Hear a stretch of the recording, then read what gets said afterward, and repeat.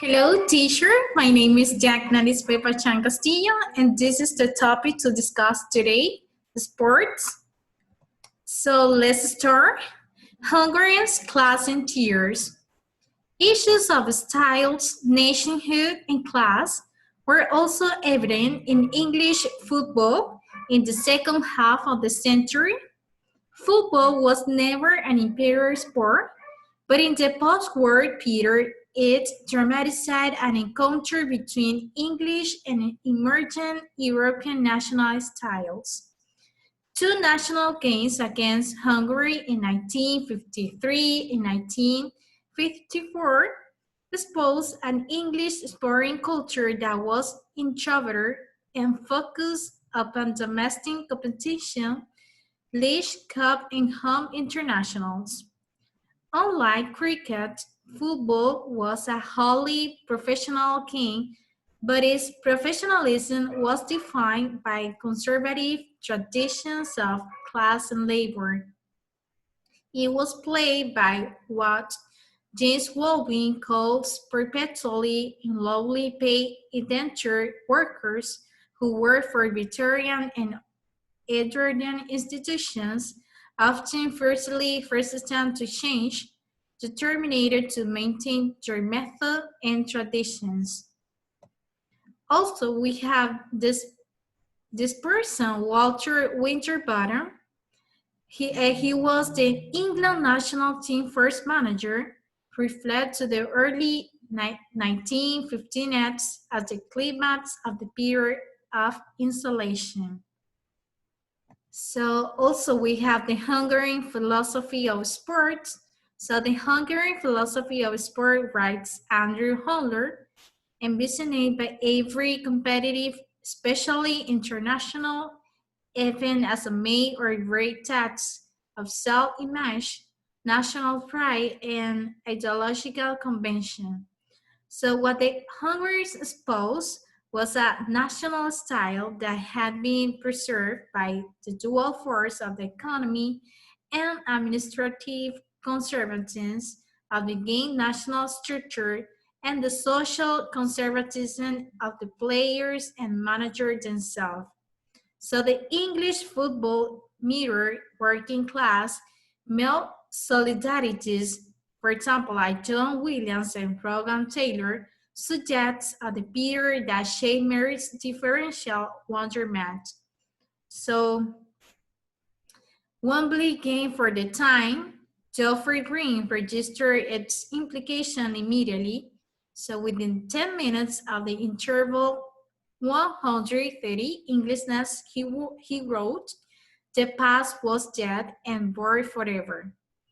Matthew was undoubtedly a player of singular style, but his role in this team and his own self-representation merely confirmed the dominant conservatism and mystery of his skills. So he was, in a Tony Matson words, a special case, who in a professional sport appeared to represent skill as against force. So also we have this person, Paul Gascoigne. In the words of the demanding sport journalist Brian Glanville, display a flair and superlative technique, a tactical sophistication seldom matched by an English player since the war. So he also displayed a large pair of plastic bricks on an open top box parade to celebrate England as a semi-final defeat to Germany in 1990.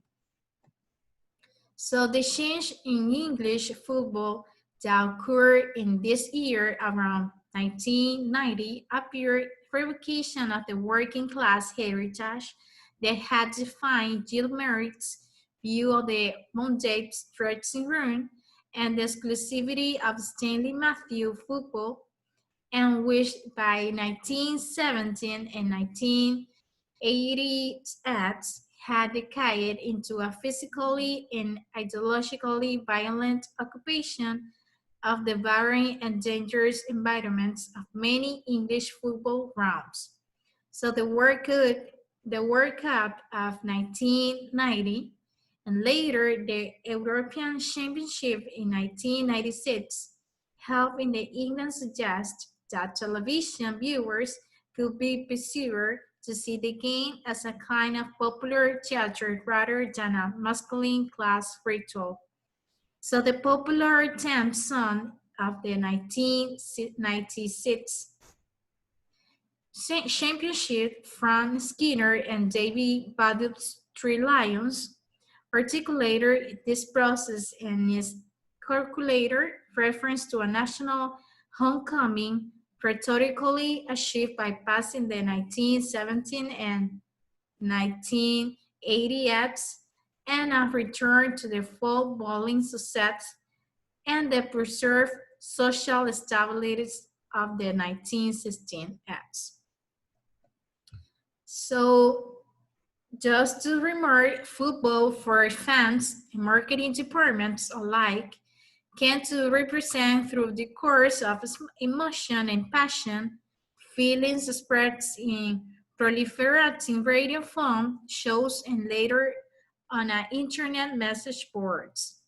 So Richard Haynes, for example, he urged that the football fanzine contributed to a culture that enabled made producers and readers to refine their ideas of masculinity when watching football.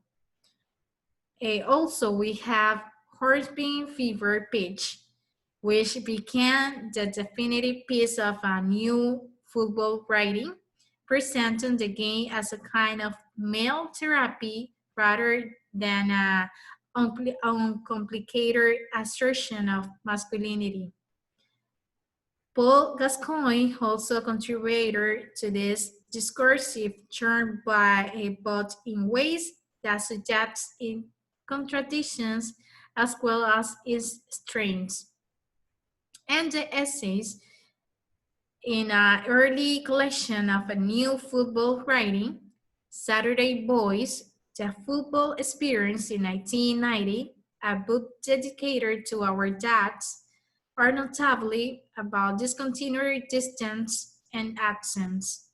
So just to finish, sports in 20th century England then engaged frustratingly with its own two beards, empire and class.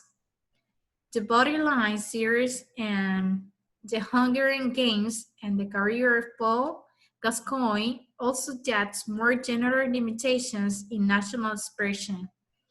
Post-war English football also suggests a national game strongly with expressive body cultures and the ideological separation of style from work that Stanley Matthew, career illustrator, and the persistence of tactics determined by stability rather than innovation emphasize the restrictive social context of the sports.